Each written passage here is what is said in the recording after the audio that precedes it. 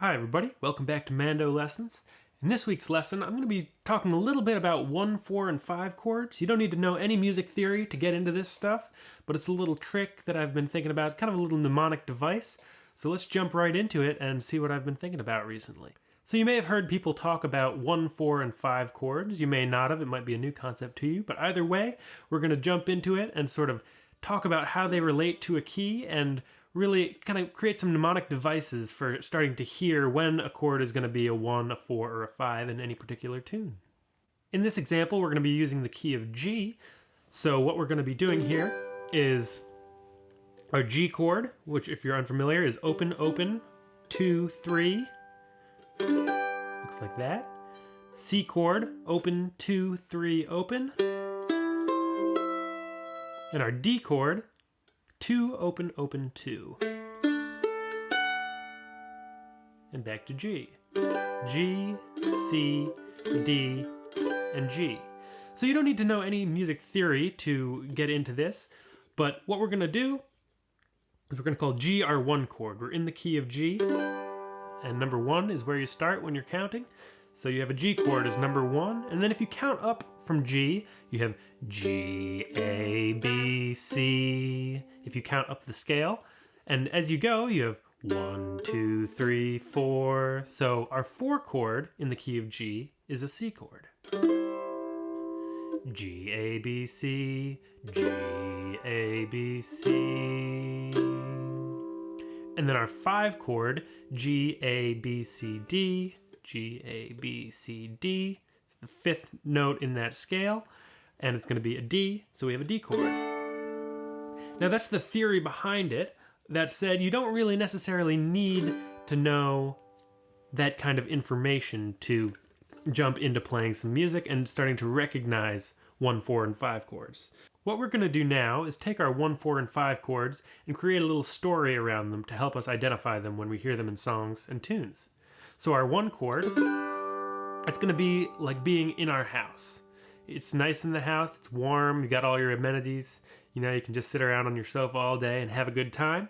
But if you spend too much time in your house, you might get a little bored and restless, get a little cabin fever. You might need to go out, just out into the yard and check the mail, something like that. So we're going to call our 4 chord the yard. So let's start from there, and we have our 1 chord. I'm just going to make up a little melody here. Sing a little song of nonsense. I'm in the house. It's a very nice house. But if I spend enough time in my house, I start getting restless and want to go to the yard.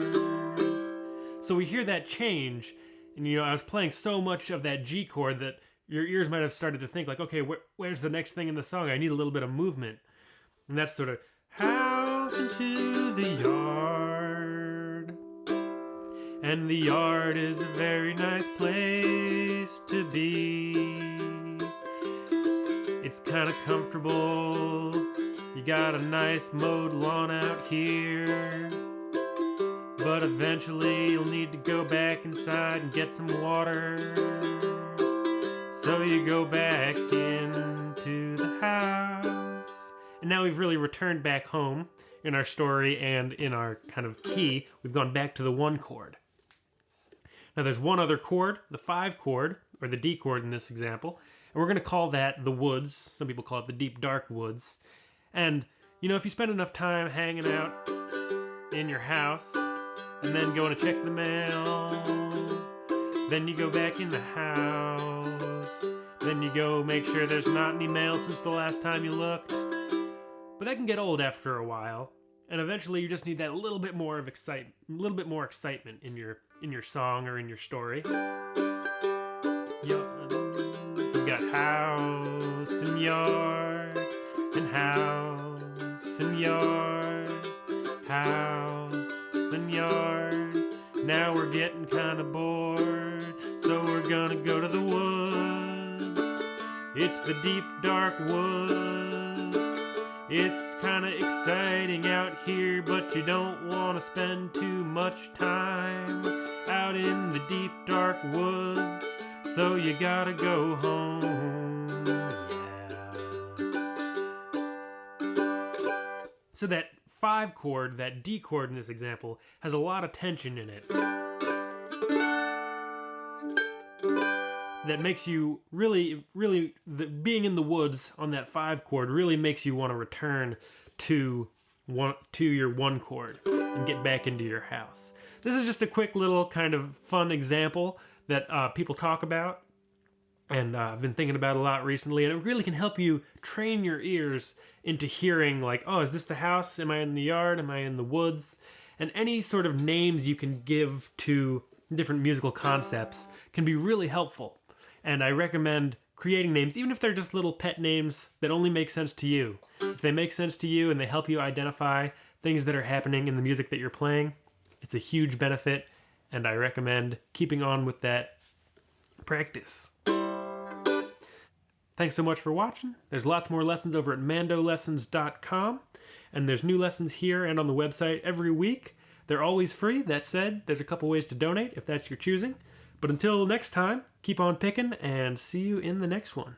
Bye-bye.